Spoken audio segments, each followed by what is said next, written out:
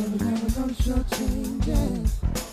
Last minute promises, everybody keep playing hard to get. So much pressure that I can't resist. Putting my part in, I don't know why. Still confused and I can't deny. I'm Niklas Holstен. I am from Finland and I'm a big mountain snowboarder. Yeah, in Finland we don't have so many, we don't have any big mountains. We have hills, and in the hills we build a lot of small ski resorts where there is like super good snow parks. So instead of have long runs, you ride a lot of laps in the parks and you become on that way better rider. More into freeriding because I did freestyle events in the Alps. When you traveled for the icy half pipes and the icy jumps, it was like you see the people riding nice powder next to the parks, and it's like it became more and more like you want to go out, and then in the end you start to skip the competitions when it was a good powder day, and then that way it ended up like freeriding was not big in Europe for it was not so common like now. So actually the first freeride event in Europe was in Slovenia, the freeride battle, and it was so good atmosphere in the competition. So from there I got really hooked. I got some good results in freeride battle. I won it some year, and then they started with the freeride world qualifiers and all these other events at the same time, kind of in Europe. I don't know if I had good luck or it was something, but it just went good overall. And I did many good results, and I got a wild card to the freeride world tour.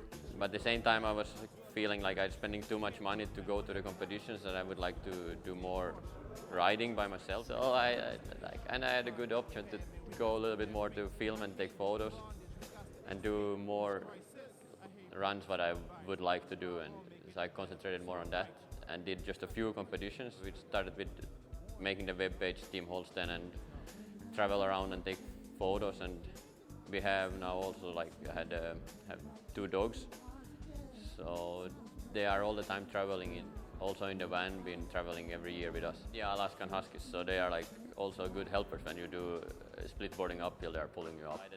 Now when I have the chance to go, I want to go and explore the mountains south because I heard so much good about them. They said it's totally still unexplored with good food and good people, so I was yeah, we're gonna go there. Before the trip already I checked out the mountains, what here is to do, and I saw Korab was the highest one, so in this area, so I was it would be cool when we are here, why not to go to the highest mountain. I got hooked up with a few good guides, Meto and Tome.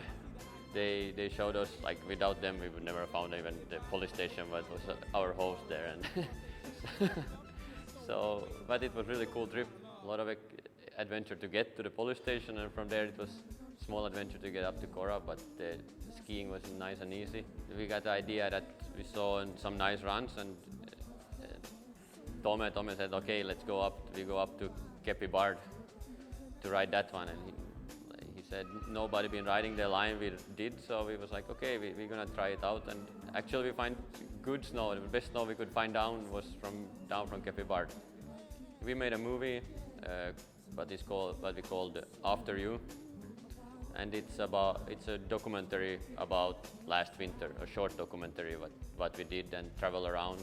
Partly it's filmed here in Macedonia and Kosovo, and after that from here we drove up to northern Norway to Lyngen. It was one way 4,800 kilometer road trip.